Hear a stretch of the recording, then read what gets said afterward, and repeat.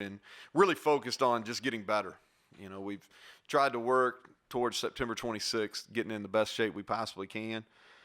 But it was productive. Spent a lot of time as a staff on recruiting and players-wise, a lot on just things we need to work on as the season goes. As the week went on, we got into some Oklahoma State. Open Big 12 play this week, as you know, versus Oklahoma State. Open by just saying this. I think what Coach Gundy has done with his alma mater is really remarkable. One of the best in the Big 12 over the last 10 to 12 years. And Stillwater's a very, very tough place to play. And so offensively, we'll get into kind of how I see them. Offensively, extremely explosive, very talented at the skill positions. I think it starts with Chuba Hubbard, Heisman candidate, and really, his ability to break touchdowns, explosive plays at any time is really something that his ability to break tackles and make explosive plays what sets him apart, in my opinion. He gets a lot of publicity for his rushing attack, which he should, but he beat us last year with his receiving skills, which says a lot about him. And then Tylan Wallace, he's special. I think he had a groin injury last week, still almost went for 100 yards, and is really a guy that I think is as good as any wideout in the country. Have a lot of respect for him. And then they play with a lot of tempo, and Spencer Sanders is a guy that can hurt you both ways. I know he's questionable in the game, but we're preparing as he will play, as if he will play. I think defensively, underrated really from the midpoint of the season last year up until now. They've created a lot of negative plays, tackles for losses, sacks, and they've turned the ball and they've created takeaways or turnovers. Played really well last week. Tulsa 0 for 11. On third down, and 10 of 11 starters back on a group that, like I said, played really well down the stretch. I think the strength of the defense is their ability to mix and match. Okay, they give you a bunch of different looks. Credit to their coordinator for that. I think both linebackers are very good players. Rodriguez makes them go, and he's around the ball all the time. Amon, very talented. He hurt us last year, was in on a bunch of tackles. And then secondary-wise, I think they've got at least 4 NFL players in the back end and played a lot more man coverage in the game on Saturday. And I think that's because they can. And so they've been very good against the run too. I think that if you look at their rushing statistics, really over the last 6-7 games, they've held all their opponents under their average. And then they've done the same with scoring as well. So a hot unit coming in to this game. Special teams, they've been solid. I think that's something that doesn't get talked about a whole lot with Oklahoma State, but they've always had talented specialists, and this year is no different. I think the kicker and the punter and the snapper are upper tier in the Big 12, and then Stoner is a quality punt returner, and he hurt us last year, and then he had 2 really good returns last year. So with that, great opportunity for our program, ABC game on Saturday afternoon. I also want to remind all the Mountaineers that are tuning in, September 26th is Mountaineer Nation Day, so encourage everybody to wear their gold and blue on that day and be proud West Virginia Mountaineers. So with that, I'll open it up for questions.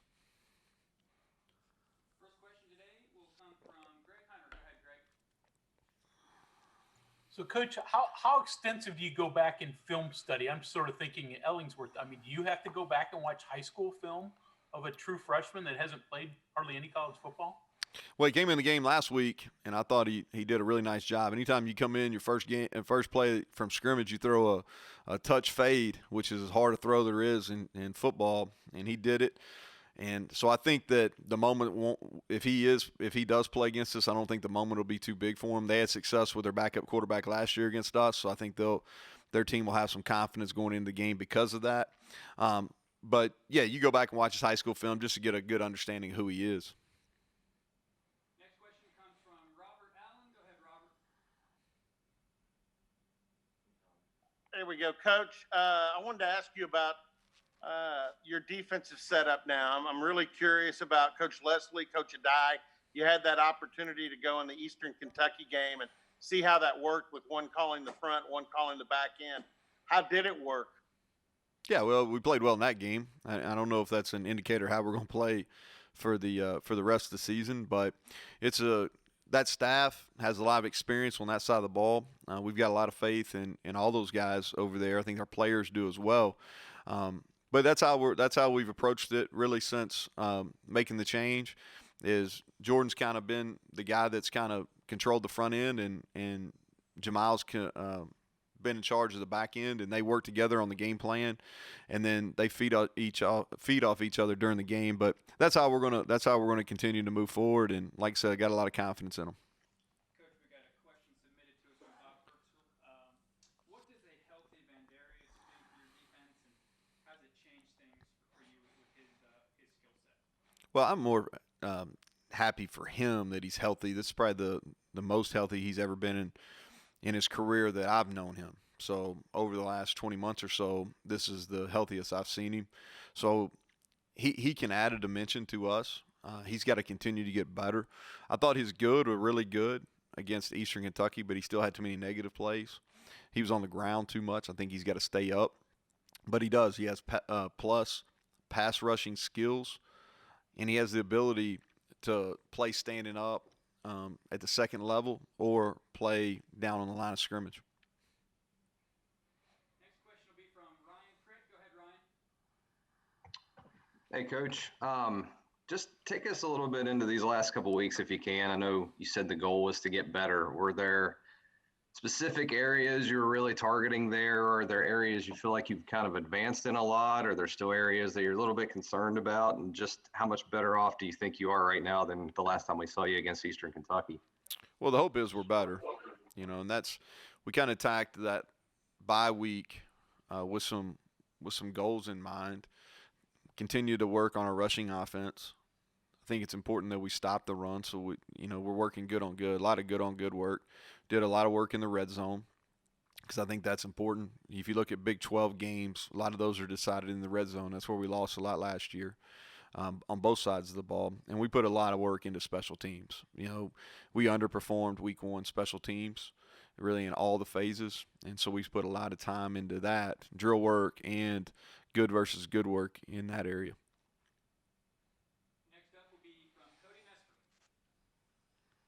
Hey, Neal. I was just wondering, what do you think it's going to be like to play against Josh Sills on Saturday? And do you have experience playing against former players? I'm sure I do. Nothing that sticks out. Yeah, I don't really know. I mean, we're going to line up, and he's going to play offense, and our defense guys are going to go out there and play. We wish him the best of luck. Obviously don't want a whole lot of success in this game, but after that, we wish him the best of luck. Hadn't really thought about it.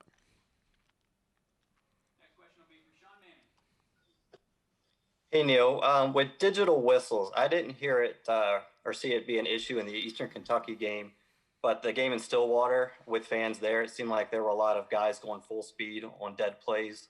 Is that a concern for you in general? And is there any way you could think to maybe improve that situation? I did notice that. I noticed it watching it on TV, and then it's evident on the coach copy. And so I don't know what the answer is. I don't know if at practice I wear a whistle underneath a gaiter, so I think that's one answer. But I really haven't talked to Greg Burks about it, so I don't know what precautions or what changes they're planning on making as far as with the officials. But it was evident. It was evident that there were several plays that played through the whistle. They said it happened in the NFL Week 1. I didn't see it, but it was clear in that game. Go ahead, Michael. So kicking off conference play against Oklahoma State, a tough established team, how much of a measuring stick game do you think this is heading into year 2 of the climb? Well, I think without a doubt it is. It's I think it's important to see if we're ready to play against the top teams in our conference, which I would argue that Oklahoma State is right up there with anybody. They probably have the most experience on both sides of the ball and on special teams returning. And so I think that's a fair assessment. Next question comes from Barry Trammell. Yeah, Neal, you are relatively new to West Virginia. I've been to Morgantown a bunch, and they've embraced the Big 12 and all those things, but it's still is a little bit strange, the separation between Morgantown and the rest of the conference. How do you view West Virginia and the Big 12's relationship? Is it just normal to you since you don't really know anything else, or is the geography still an issue? No, I think it's pretty. And Barry, I'll say this is I hadn't really put a whole lot of time thinking about it, honestly. They came in the league when I was in the league at Texas Tech as a coordinator. And so, that was back in 2012. So in my mind, it's pretty, hey, we're a member of the Big 12 and a happy member, honestly. There's some difficult away trips for our fans. Outside of that, that's really the only time I really think about it is when our fans, talk about the difficulty to make a road trip. Other than that, I like the venues, some of the top venues in all of college football, great college towns across the board in the Big 12. So I'm a happy, proud member, and I think I'd speak for our athletic department as well. Next up is Kevin Kinder. It's usually after game one, you've got an idea of what you have, but both offensive lines coming into this game are probably going to be a little bit different than what they were in game one. I know that you said for your line, their suspensions were over the moment the whistle blew at the end of the first game. But are you comfortable with what you're going to see? Is there still some of that anticipation of, hey, let's see what we've really got with, the first five that we think are going to go out there on Saturday? Kevin, that's fair. I think there's some anticipation because we haven't seen Junior hadn't played in a game. Chase hadn't played in a game. They practiced really well. I feel good about going 7, maybe 8 deep with the offense line. We'll definitely play 7, maybe get into 8. But yeah, there's some anticipation, going into it. But I'm confident. I'm really confident in how those guys are going to play and how they're going to rise to the occasion. But it's a little bit different going into game 2 where they didn't play.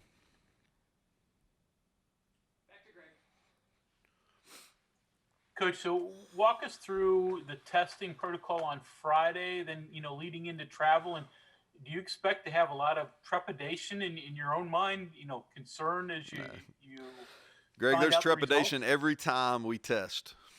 All right, so we tested last Friday. We were all clear as far as all testing negative. We tested Sunday. We were all clear, all tested negative. The same trepidation I'll feel on Fridays, the same one I'm going to feel tomorrow over about the 24, 36 hours it takes us to get the test back. And so, here's my philosophy on it is we're going to try to do the very best we can from a football program to follow every procedure and protocol that we possibly can, understanding that there's going to be some unfortunate circumstances or some things that we couldn't plan for.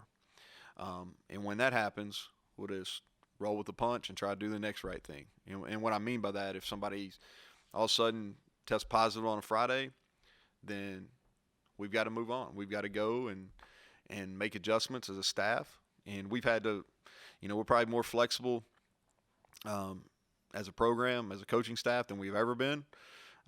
Just because there's been so many changes in the last 6 months. Next question from John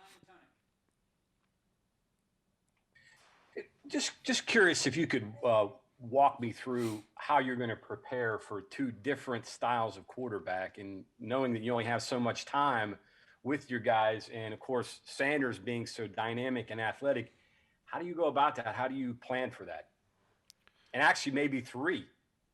Yeah, well, I think what you do is you prepare for the start for the guy that started the year, which is Spencer Sanders. Which if he's well, I don't want to speak for Oklahoma State, but if he's well, then my assumption is he'll play, and that's who you prepare for. Now, if another guy plays, they'll adjust, and we'll have to adjust. But I think you go in and you prepare and you plan for the strengths of what he does and his dual threat ability, and then if you need to adjust, you adjust. Next question from Mike Piazza. Go ahead, Mike. Neal, when you get the stat sheet in your hand after that game, and you see there's two numbers that kind of jump out. I'm curious what you do with it as far as trying to get a explanation, but giving up 6 sacks and then going 11 for 11 on third down. I don't know, for your offense and your defense, how do you get to the bottom of those things? Try to figure out how you can either avoid that fate or be better at that.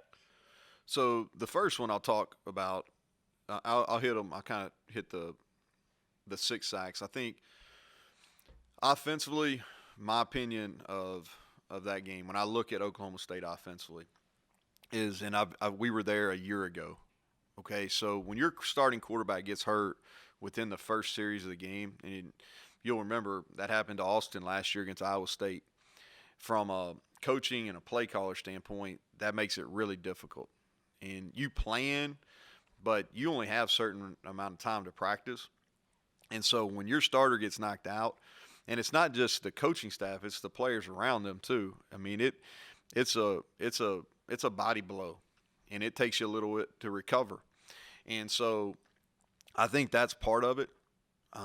And so my belief and my assumption is that we're going to see an entirely different unit, a unit that, that's probably, they were in the top 10 in the country in most phases last year. And Chuba Hubbard's a Heisman Trophy candidate, and Tylan Wallace, a guy that's capable of winning Biletnikoff. And both of those guys have more than 2,500 yards apiece in their career. And so offensively as a whole, they're going to play better. And then offensive line-wise, they had to shuffle. They had some injuries in the game too, and that makes it really difficult because your communication, people don't talk about that, but the O-line piece is so important from a communication to make sure you're all on the same page. And it's hard to work different groups, especially in these COVID times, especially if and I don't know, if they've had some guys miss because they were in quarantine or any of that type of stuff, it makes it even harder. But I think they'll be much more in sync this week, and then you'll make it a lot of improvement from week 1 to week 2. On the flip side, the 0-11 on third downs, that's outstanding. But I really felt like, and I think that we even talked about this leading into this game last year when we played Oklahoma State, I think it was the next to last game, is that defense made a lot of improvement from about the midpoint on last year, and they've got a bunch of guys that can play man coverage, and when you can do that on third down and you can generate a pass rush sometimes with 4 guys, which they did, then you can be good on third down. So I was probably less surprised that they were really successful on third down. Anytime you pitch a shutout, that's pretty impressive.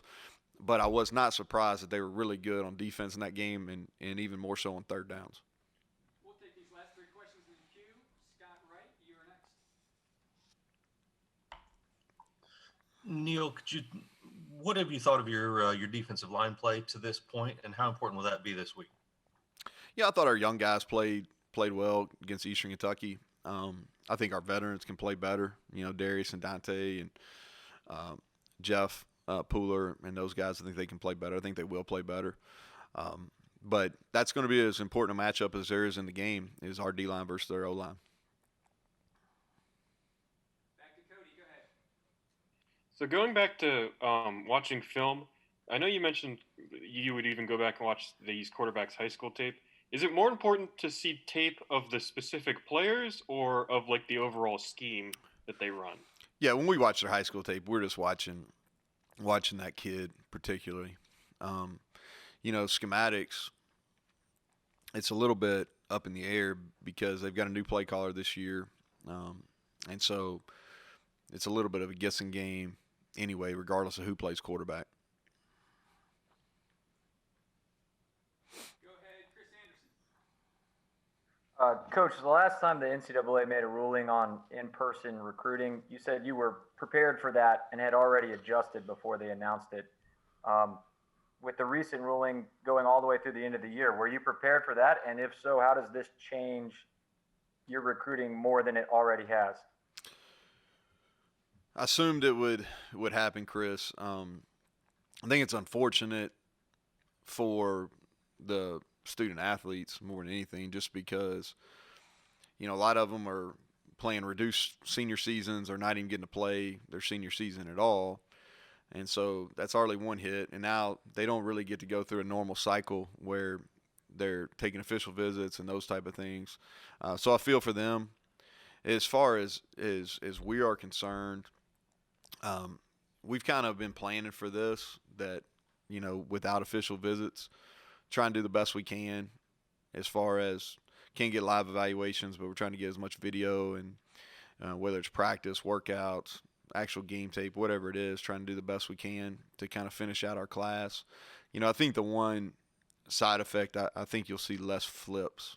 If guys aren't allowed to take official visits, I think you'll see fewer flips than maybe I thought earlier. You and I had talked in some of these press conferences earlier when all these flurry of commitments started. I thought it would go, looking back when we were doing that back in April and May or whatever, I thought what would happen is, not being able to see in the future as far as how this pandemic would go. But I thought all these commitments, there would be, we had a record number of early commits. I thought we would have a record number of late flips, but without official visits, I'm not sure that'll happen. We'll take one last question from Mike Kazaza. Go ahead, Mike. Neal, you got them late last season and then early this season. I'm guessing ordinarily that'd be kind of a benefit teaching because they can absorb and recall things better. But is that skewed a little bit now because, they have Wallace this game? The quarterback is who knows. They have a new offensive coordinator. I don't know. Does it help at all, or is it very different? I think it's probably split in all ways. I'll speak on each side of the ball. Is defensively, they were quite a bit different last week. Now you don't know why that was. Are they going to be different, or were they just a little bit different last week? So you really look at not necessarily the schematics of it, but the one-on-one matchups. The O-line versus D-line, receivers versus DBs, kind of go back and look and see how individual players did. So that's kind of the way we've attacked that. More kind of looking to see how our guys did. And then as far as this is a difficult prep game for us defensively because they do have a new play caller. Unsure of who's going to be the quarterback, and now in this game, they do have Tylan Wallace, which is a whole different piece than when we played them last year at the end of the year. So normally it'd be a good thing. I'm not sure that it's going to make a whole lot of difference this time.